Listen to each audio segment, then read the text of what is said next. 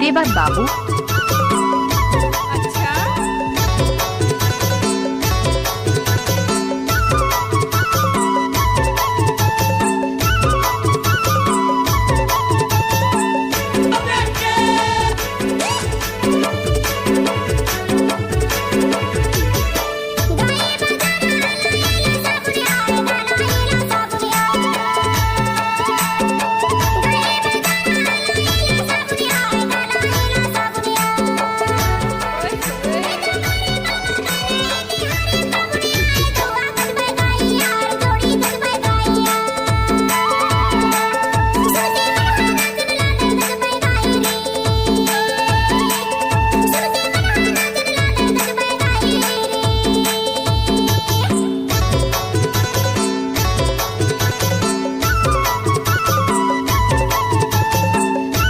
आप सुन रहे हैं देवर मरकाम का मिक्स किया हुआ गाना।